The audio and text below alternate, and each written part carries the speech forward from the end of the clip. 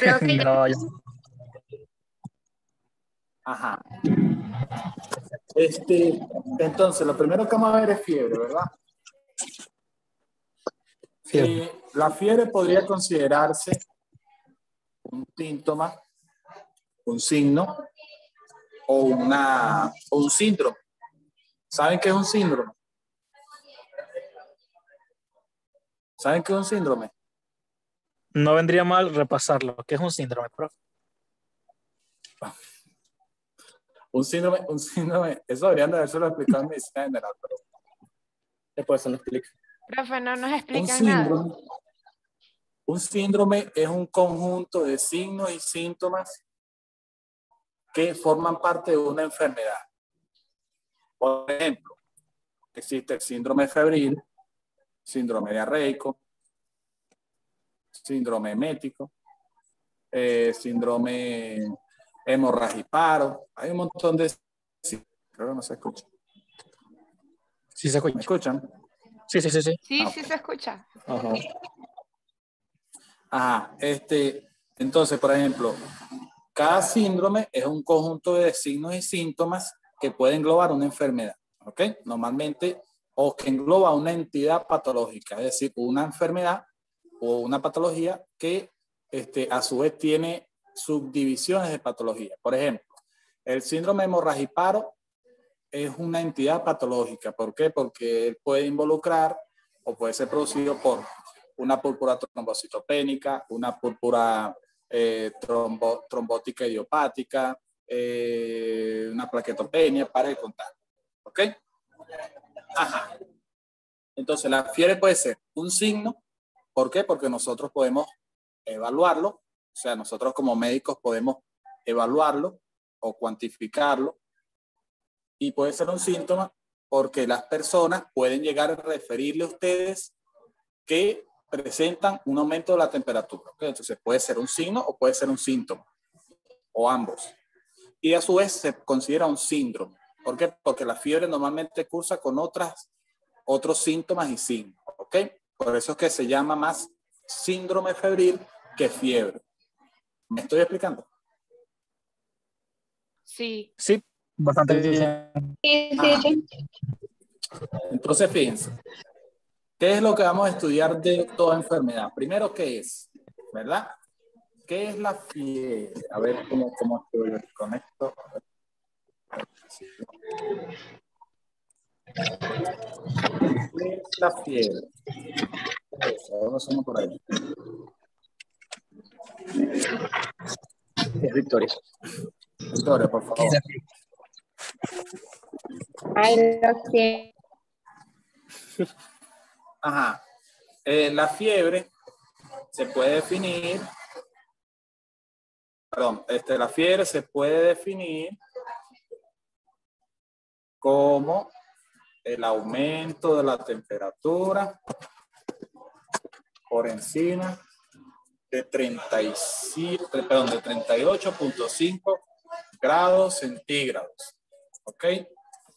Si la temperatura está por debajo de 38.5 grados centígrados, ya no se considera fiebre. Ojo con eso, porque todo el mundo dice, no, fiebre es más de 38.5. Perdón, fiebre es el aumento de la temperatura. No, fiebre tiene que ser el aumento de la temperatura por encima de 38.5. ¿Ok? Si no está por encima de 38.5, no es fiebre. Así venga la mamá Tarzán y les diga a ustedes, ¿eso es fiebre? No, eso no es fiebre. Eso es una alza térmica, o en otras literaturas la llaman febrícula, cuando está por encima de 38. Cuando está por debajo de 38, ya se considera una temperatura normal. ¿Ok? Si su profesor les dice, ay, no, fiebre es aumento de la temperatura. No, profesor. Fiebre es aumento de la temperatura por encima de 38.5 grados centígrados. Tienen que buscarlo en Fahrenheit, porque los profesores que van a ser el jurado de ustedes son profesores que los vivieron regañando, vivieron llevando palos, porque los profesores que son así medio atorrantes son los que más palos llevaron cuando eran estudiantes. Yo no llevé palos, miren cómo son. Entonces, esa es la definición. Las causas. Cuando ustedes hablan de causa, es lo mismo que etiología. ¿Ok? La etiología de la fiebre. La fiebre puede tener 758.000 causas. Fiebre normalmente da por producto de una respuesta inflamatoria en el cuerpo. Ya vamos a ver por qué. ¿Ok? Para que exista fiebre, para que una persona tenga fiebre, tiene que producirse una respuesta inflamatoria intrínseca en el cuerpo. Por ejemplo, ustedes les puede dar fiebre porque se les inflama la garganta, se les inflama la piel, se les inflama el intestino, el estómago. Cuando a ustedes les da, por ejemplo, lo que llaman comúnmente gripe, que se llama catarro, cuando uno le da un catarro se le inflama la mucosa de las fosas nasales, por eso es que uno le da fiebre.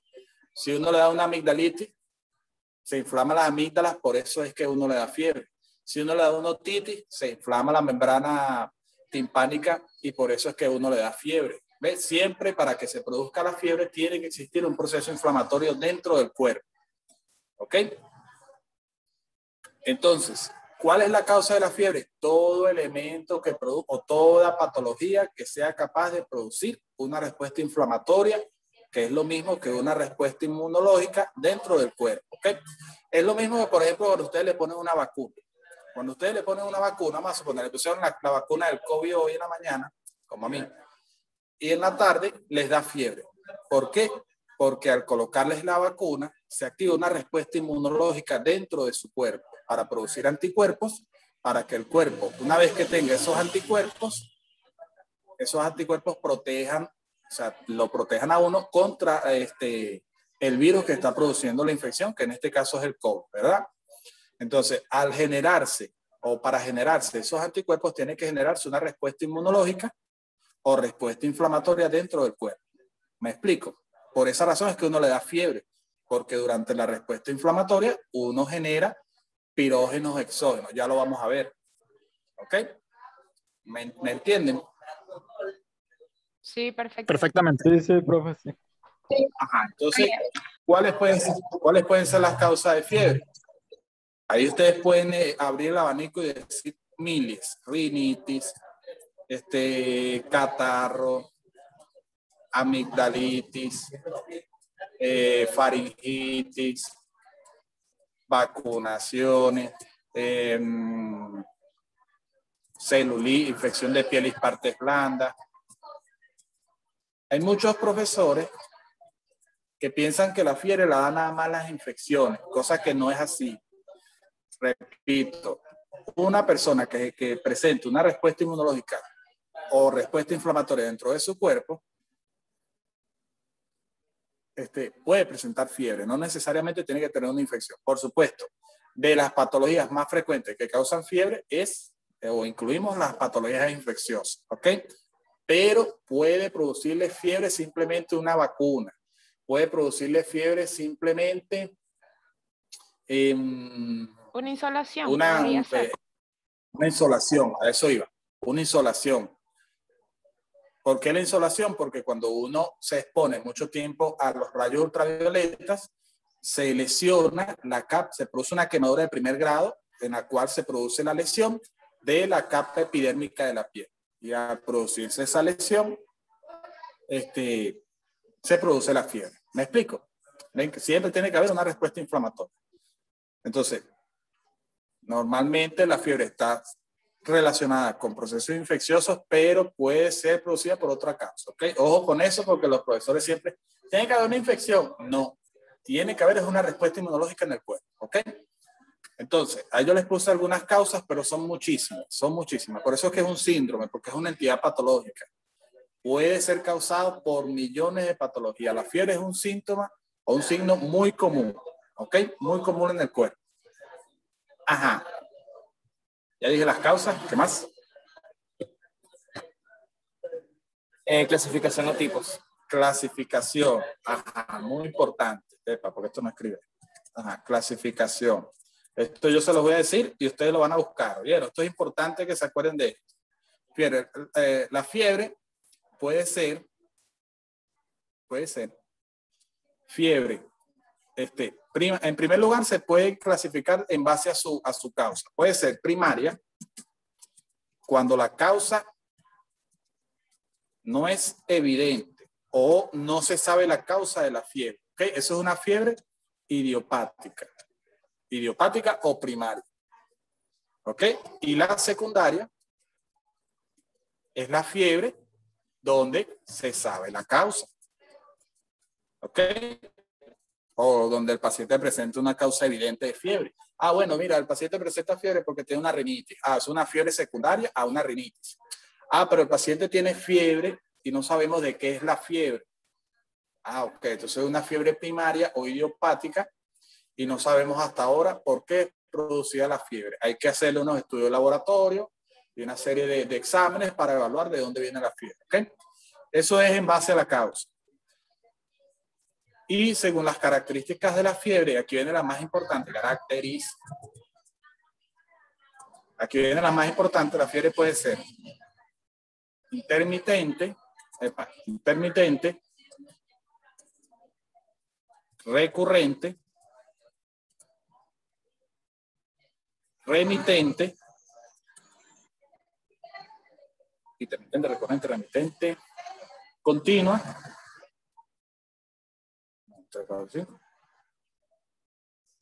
Ya dije todo. Esto lo buscan igualito. Yo creo que son 4, no me acuerdo. Puede ser que yo vi esto hace años, pero son esas 4. Creo que me falta una. Intermitente, recurrente, remitente. Falta la ondulante. La ondulante es la misma recurrente. Ajá, fíjense. La intermitente es la fiebre que se produce, o mejor dicho, es la fiebre en la que presenta un paciente en la cual siempre hay un día intercalado de por medio entre los periodos de fiebre. Por ejemplo, el paciente le dio fiebre hoy. ¿Qué día es hoy? Hoy es martes. Hoy es martes. ¿Verdad? Le dio fiebre martes, mañana no le dio fiebre, el jueves le dio fiebre. Eso es una fiebre intermitente, ¿ok? Donde hay días intercalados con temperaturas normales. ¿Me estoy explicando? Sí. Sí. Ajá. Eso es una fiebre que se ve mucho, por ejemplo, en la malaria, en el paludismo. En el paludismo existe una fiebre que llamamos fiebre terciaria, no, fiebre terciana y fiebre cuaternaria. Así, sí, así, si no me equivoco. ¿Qué es la fiebre terciana? Si no me equivoco, creo que se llama así. La fiebre terciana es un paciente que presenta fiebre hoy y dura 2 días sin fiebre y al tercer día le da fiebre. Por eso que se llama terciana. ¿Ok? Y la fiebre cuaternaria o cuartana, creo que se llama así, cuartana. Sí. Son pacientes que presentan fiebre hoy, duran 3 días sin fiebre y al cuarto día aparece la fiebre. Eso nos dice a nosotros el tipo de malaria que puede ser. Si es malaria por falcíparo, estamos hablando de otra cosa, ¿no? Pero un ejemplo, si es porque la malaria la producen 4 cepas. Si es Plasmodium falciparum, produce una fiebre cuartana. Y si es Plasmodium vivax, produce una fiebre terciana. ¿Ves? Entonces a nosotros nos dice qué tipo de fiebre es. Escúchale, si sale aquí. No, pues se escucha acá. Ah, ok. ¿Sí me escuchan? Sí. Sí. Sí. Ajá. Eso es un ejemplo de fiebre intermitente, ¿verdad? La fiebre recurrente es el paciente que presenta fiebre.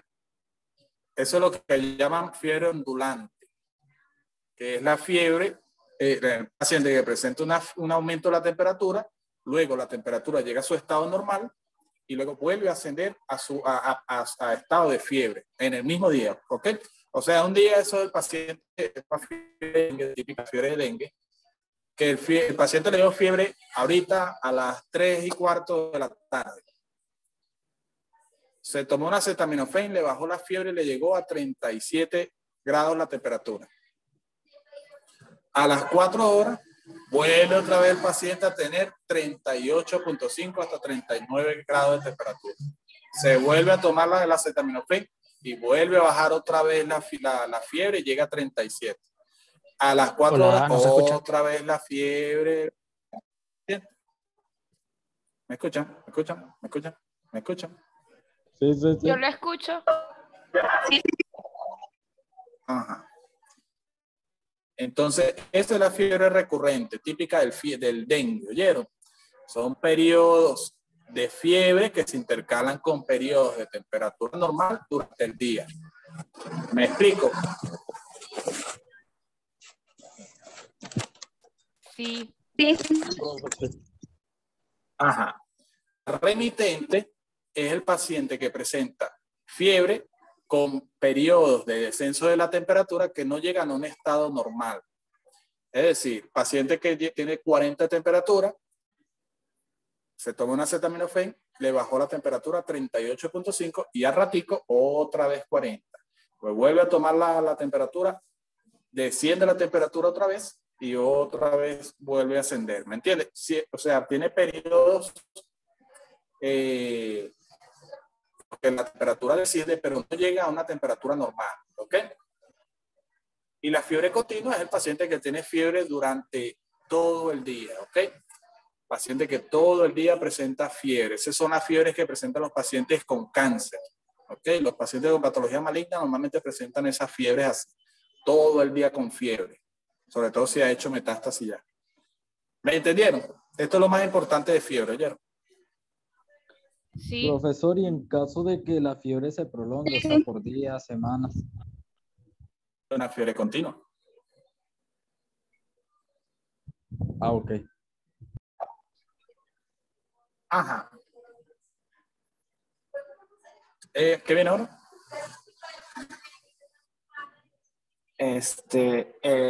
Los signos y síntomas. Signos y síntomas. Bueno, la fiebre es un signo o un síntoma. Eso ahí no hay que hablar mucho de signos y síntomas. La fiebre puede ser acompañada con fiebre. Con fiebre, no. La fiebre puede ser acompañada con disuria, polaquiuria, disfagia, odinofagia, cefalea, dolor retrocular, dolor en alguna extremidad, malestar general, astenia. No, puede ser acompañada con un verguero. Por eso es que es un síndrome. ¿Ok?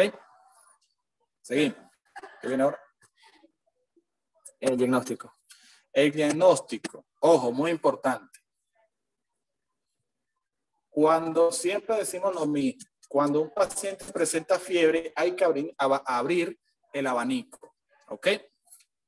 ¿Qué nos va a decir a nosotros cuál es la causa de la fiebre? Bueno, primero que nada, el interrogatorio del paciente. ¿Verdad? ¿Por qué? Porque el paciente, por ejemplo, si usted llega a un paciente y les dice, bueno, doctor, mire, yo vengo por aquí con fiebre, tengo la fiebre de hace 2 días, a veces me baja la temperatura, me vuelve a subir.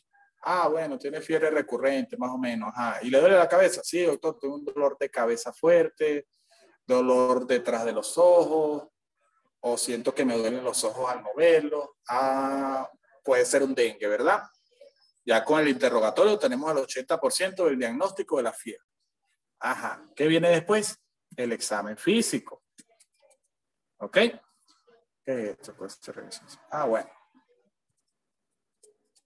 Diagnóstico. Interrogatorio. Examen físico. El examen físico es importante, ¿oyeron? Que ustedes se acuerden de eso. Que ya se me olvidó aquí. Eso más chiquito. Que ustedes se acuerden de eso siempre. ¿Por qué? Porque el examen físico, ayudado con el interrogatorio, nos da casi que todo el diagnóstico de fiebre. Y siempre con los casos de fiebre, siempre uno los va a confirmar con laboratorios. ¿Ok? Laboratorios, estudios de imágenes y estudios especiales. Esto aquí uno abre, aquí es donde uno dice que abre el abanico. ¿Por qué? Porque aquí uno va a decir qué laboratorio, qué estudios de imágenes, qué estudios especiales va a mandar a hacer el paciente dependiendo de los síntomas que acompañen a la fiebre y lo que uno encuentre en el examen físico del paciente, ¿verdad? Los laboratorios, ¿qué puede mandar a hacer uno? En primer lugar, lo que uno manda a hacer, en principio, es una hematología completa. Aquí. Hematología completa, uroanálisis y coproanálisis. Esto es lo primero que uno manda a realizar en un paciente con fiebre. Estos son los exámenes de rutina en un paciente con fiebre. Hematología completa, examen de orina y examen de heces. ¿Ok? Si ustedes le mandan estas tres cosas y el paciente sale normal, ya ustedes le mandan estudios más especiales. Aquí es donde entran los estudios especiales. PCR, BSG,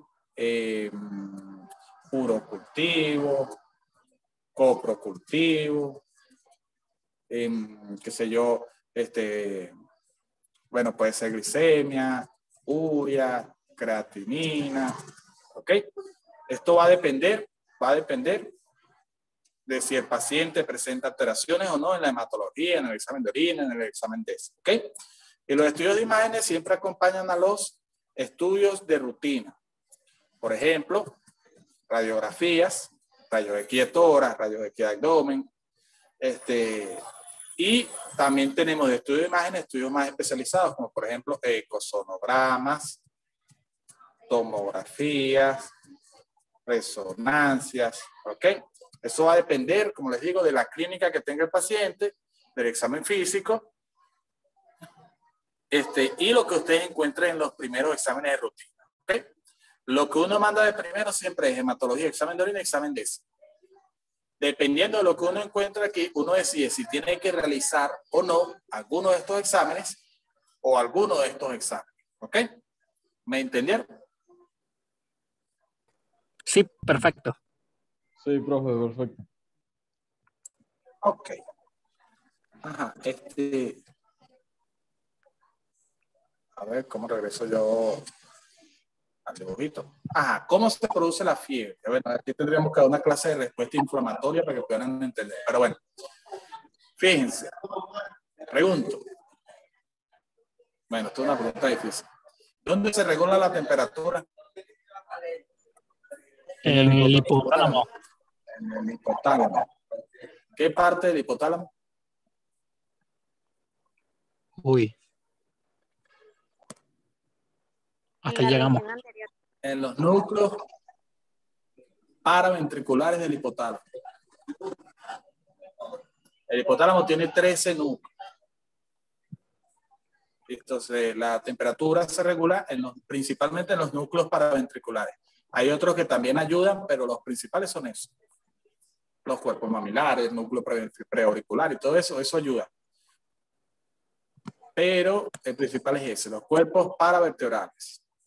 Digo, los núcleos paravertebrales. ¿Qué es lo que ocurre? Fíjense. Vamos a suponer que esta es la piel. Qué bello dibujo. Vamos a suponer que esta es la piel. Un paciente se lesionó. Le metieron un cuchillazo en la piel. Y eso generó una respuesta inmunológica. ¿Por qué? Porque este cuchillo es un cuerpo extraño para el cuerpo. ¿Ok? Es un elemento extraño para el cuerpo. El cuerpo dice, uy, mira, esto que tengo yo aquí en la piel, esto es anormal. Y de paso me está lesionando la piel. ¿Qué va a hacer el cuerpo? El cuerpo va a iniciar o va a activar una respuesta inmunológica. Nosotros en cada tejido tenemos, eso lo van a ver en micro, tenemos una serie de células presentadoras de antígenos, que son las llamadas células dendríticas. ¿Qué hacen esas células dendríticas? Ellas están ahí presentes esperando que algún cuerpo extraño entre en la piel. Por ejemplo, en la piel. También tenemos células dendríticas o macrófagos en los pulmones, en el hígado, para de contar. Entonces, ¿qué es lo que ocurre? Las células dendríticas reconocen este antígeno. Ojo, un antígeno es todo cuerpo extraño que entra al organismo y sea capaz de generar una respuesta inmunológica. ¿Ok? Un virus, una bacteria, un parásito, un hongo, una bala, un alérgeno, cualquier elemento que desencadene una respuesta inmunológica. Entonces, ¿qué hacen las células dendríticas? Reconocen a este elemento. Entonces, las células dendríticas viajan por la sangre hasta los ganglios linfáticos. ¿Verdad? Vamos a suponer, estos son los ganglios linfáticos. Llegan a los ganglios linfáticos y le dicen a los ganglios linfáticos, miren, o le dice, mejor dicho, a las células que están aquí en los ganglios linfáticos, miren, allá en la piel del brazo, por ejemplo, tengo un cuerpo extraño con estas características. Ah, ok. Empiezan los linfocitos que están aquí ubicados, los leucocitos, neutrófilos, linfocitos, monocitos, ¿ok? Empiezan a duplicarse, a replicarse y viajan desde los ganglios linfáticos a través de la sangre hasta donde está el cuerpo extraño. ¿Para qué? Esas células inmunológicas van a neutralizar ese cuerpo extraño y van a tratar de eliminarlo. ¿Ok? Y una vez que lo eliminen, van a tratar en lo posible de que se cicatrice la herida que se produjo en el cuerpo, en el tejido. ¿Ok? ¿Sí? Toda la respuesta inmunológica va dirigida a eso. Ahora, ¿qué es lo que pasa? ¿Qué es lo que pasa? Espérense que hagan un momentico.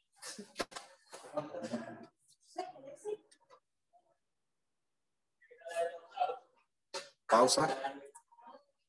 ¿Qué es lo que ocurre?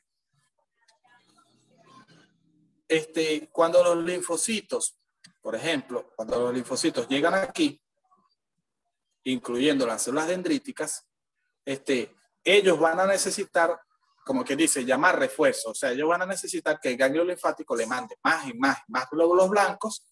¿Para qué? Para tratar, como siempre, de eliminar el cuerpo extraño y cicatrizar la herida, ¿verdad? ¿Cómo hacen esas células para llamar esos elementos extraños? O mejor dicho, para llamar esas células inmunológicas. Produce unas sustancias llamadas, vamos a pintarla de amarillo, que es genial para el coeducatina. Para allá van a liberar unas sustancias que se llaman citoquinas. ¿Qué son las citoquinas? Son sustancias químicas que lo que van a hacer es atraer a las células inmunológicas a la zona donde está ubicada la lesión. ¿Ok? Porque si no, sin esto, los linfocitos empiezan a pasar por la sangre y no ubican dónde está la lesión, ¿verdad? Entonces, para decirle a los linfocitos exactamente, mira, aquí es donde está la lesión, las células dendríticas y los linfocitos, los mismos linfocitos, producen citoquinas. Son muchísimas, de verdad que son un montón, pero ustedes tienen que grabarse de, principalmente, en el caso de la fiebre, de la interleucina E, así se escribe, ILE, interleucina E, ¿ok? Y también de la histamina. Esos son los dos más importantes. ¿Qué hacen esos elementos? Sobre todo la interleucina E viaja por la sangre, va viajando por la sangre. Obviamente su principal función es atraer a las células al sitio de la lesión, ¿verdad? Pero ellas viajan por la sangre hasta el hipotálamo, ¿ok? Hasta los núcleos paraventriculares del hipotálamo. ¿Qué ocurre? El hipotálamo reconoce esa interleucina y dice, mira, hay una respuesta inmunológica en todo el cuerpo. Necesitamos que aumente el flujo de sangre hacia un tejido. ¿Qué va a hacer el hipotálamo? El hipotálamo va a reconocer que el cuerpo, como tiene una respuesta inmunológica, necesita de dos cosas. Uno, que aumente el flujo de sangre, porque acuérdense que todas las células inmunológicas están viajando por la sangre, ¿verdad? Entonces, mientras más sangre llegue a la zona donde está lesionada, más células inmunológicas llegan a esa zona. ¿Me explico? ¿Me están entendiendo hasta aquí? Sí. Sí. Ajá. ¿Qué es lo que ocurre? Eso es lo primero, ¿verdad? Aumentar el flujo de sangre hacia el tejido donde se ubica la lesión. Es por eso que cuando nosotros nos va a dar fiebre nos ponemos rojitos. ¿Por qué? Porque aumenta el flujo de sangre. Y segundo, lo segundo que va a reconocer el hipotálamo, mira, necesitamos que el cuerpo genere más energía. ¿Por qué? Porque tenemos una respuesta inmunológica activa y esa respuesta inmunológica gasta energía. Entonces, ¿qué hace el cuerpo o qué tiene que hacer el cuerpo? Aumentar el metabolismo. Entonces, El hipotálamo va y le manda una señal a la hipófisis, y la hipófisis a su vez le manda una señal a la tiroides y le dice a la tiroides, mira, empieza a producir gran cantidad de hormonas tiroideas para que aumente el metabolismo del cuerpo. ¿Ok? Eso efectivamente se produce, aumenta el metabolismo del cuerpo y se produce mayor cantidad de energía. La energía que nosotros producimos en nuestro cuerpo se produce en forma ¿de qué? ATP. En forma de ATP. Entonces, esa energía se va a transformar en calor, ¿ok? Nosotros la vamos a eliminar en forma de calor. Y entonces, si estamos produciendo más energía, ¿qué se va a producir? Un aumento de la temperatura. Aumento de la temperatura. ¿Me expliqué? Esa es la fisiopatología de la fiebre. Buenísimo. Muy bueno. Ajá, antes de que se termine la reunión. Entonces, ¿qué tenemos que hacer nosotros para que el paciente no le dé fiebre? Cortar a estas dos sustancias, ¿verdad? Para eso existen fármacos antipiréticos. Por ejemplo, el más usado, acetaminofén. ¿Ok? También el diclofenac, el ibuprofeno, todos esos elementos antiinflamatorios, por eso es que se usan antiinflamatorios, ¿qué van a hacer? Van a neutralizar la liberación de interleucinas. ¿Para qué? Para inhibir la fiebre. ¿Me expliqué? Sí. Sí. Sí, profe. ¿Alguna Y pregunta? Terminamos con los tratamientos piréticos que son... Ajá, estas sustancias, estas que están aquí, como les digo, en la fiebre se involucra principalmente la interleucina E, pero son muchas. Estas sustancias se llaman, o las llamamos, pirógenos endógenos. ¿Ok? Pirógenos endógenos. Entonces, los fármacos llamados antipiréticos son antipiréticos, antipirógenos. Van a inhibir a los pirógenos endógenos. ¿Ok? Por ejemplo, acetaminofén. ¿Me expliqué? Sí. Sí, Ajá, ¿alguna otra pregunta? En este caso, los fármacos que más se usan son de la categoría los AINES. Se usan los AINES porque los AINES son antiinflamatorios no esteroideos. ¿Ok? y también se utiliza analgésico. Exacto. Los AINES son antiinflamatorios analgésicos. Ya. Y, o sea, está la categoría AINES. ¿Y cuál es la otra?